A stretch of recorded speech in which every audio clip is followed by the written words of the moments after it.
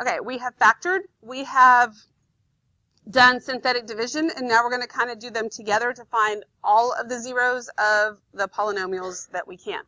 So again, there's an example up here, and you can look through it, but we're going to adjust this just a tiny bit because on all of these are all functions, okay? And so what I want to make sure that you have written is not just some expression, but actually an equation. So really these should all say f of x in front of them. So f of x equals all of this right here. Now we're given one root. We're going to look starting tomorrow on what we do when we're not given any of them and we can't just factor it from what it is right there. But we're given one root. So if I'm given one root, then I can narrow this down just a little bit using synthetic division, right? So I'm going to use this that they give me and this to do my synthetic division. So what number goes in my little box out here? 4. Okay, so this gives me a 4. Then here I get 3, negative 10, negative 9, and 4.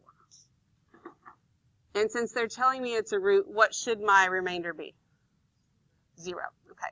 So I bring down my 3. 4 times 3 is 12. So that's 2. 4 times 2 is 8. Negative 1 gives me a negative 4. And that is 0, which is exactly what I expected, right? And so we're not testing to see if it is. We're told that it is, so that helped us a little bit. Remember that since this was a cubic to begin with, that means this first one right here now means that that goes on my x squared. So what this gives me is that f of x equals x minus 4 times 3x squared plus 2x minus 1. Everybody with me on that? Now we're not finished. And you really don't have enough room probably to do all of your work on all of these on the actual worksheet. We're going to go ahead and continue this one on here, but you might want to do it on a separate sheet of paper because we need a little bit more room. Because yes, that tells me one root. I already knew that. But now I have this. I can't really use synthetic division here because I don't know what another root is, and I don't want to just guess and check numbers. So I need to be able to factor it, right? And so when I go to factor it, I can do the 3 times the negative 1, which gives me a negative 3. Now I'm just going to kind of work around this number 3, which you can do the same thing, and then you can go back and do the rest on a separate sheet of paper. We'll just pretend like this isn't here right now. A little box around it. I'll just keep working down. All right. So I'm going to, 2 numbers that multiply to give me a negative 3, but combine to give me a positive 2 would be what? 3 and negative 1. Okay, so that means here now I have f of x equals x minus 4 times 3x squared plus 3x minus x minus 1, because I'm going to do it by grouping. I'm going to keep all of this together the whole time. So f of x equals x minus 4. Now I want to factor some stuff out with the grouping, and I'm going to need some extra parentheses there, so I'm going to change these to brackets for just a minute. So when I take these first 2 together, what can I factor out? 3x. So I get 3x. And then that leaves me with x plus 1. What do I factor out of the second 2? Negative 1. And that leaves me with an x plus 1. Right? And then keep going. F of x equals x minus 4, because he's just along for the ride. I can factor out that x plus 1.